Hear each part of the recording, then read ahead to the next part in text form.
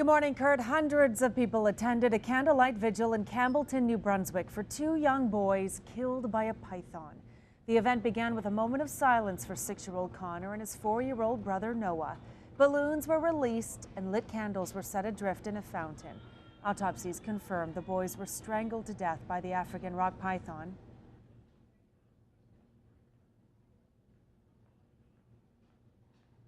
Whoa.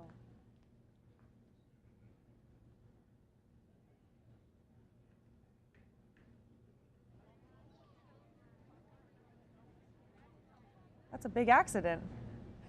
That's a big accident.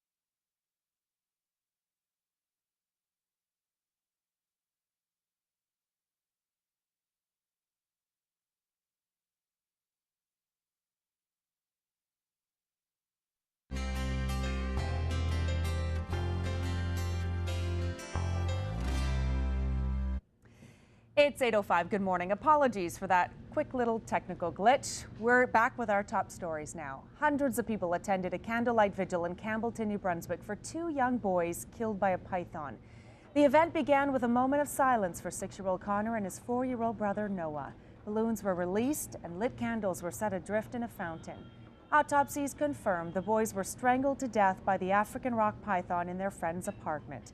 The funeral will be held on Saturday.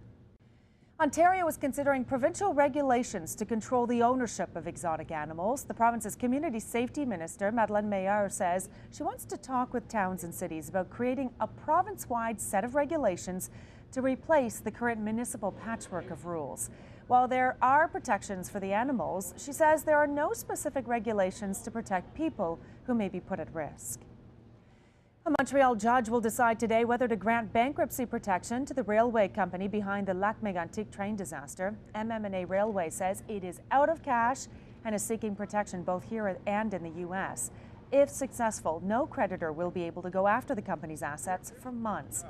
MM&A Railroad is listed as having $18 million in assets, but the cleanup costs in Lac-Mégantic are estimated at well over $200 million. The company is also facing a series of lawsuits from survivors and victims' family members. It's expected to be an emotional day at the inquiry into the Elliott Lake Mall collapse. The fiancé of a woman who died in the tragedy will testify. The testimony comes after relatives of the two victims slammed the rescue efforts. There was shock that the rescue effort was called off hours after signs of life were detected in the rubble. The bodies of Dolores Perizzolo and Lucy Alwyn were recovered 4 days after last summer's collapse at the Elgo Center Mall.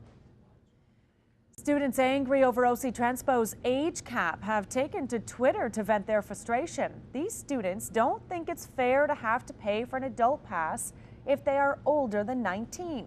Many of them holding up signs that say, quote, "I support affordable transit for students regardless of their age."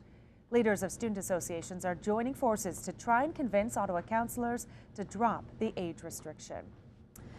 And finally, an Ottawa woman's remarkable recovery has begun with a few steps. 2 months after an infection from a dog bite ravaged her body and cost her 3 of her limbs, Christine Caro is walking again on artificial legs. The 49-year-old's life changed on May 18th when she was playing tug-of-war with her 4 dogs, and one of them accidentally nipped her. The dogs licked the little area of broken skin.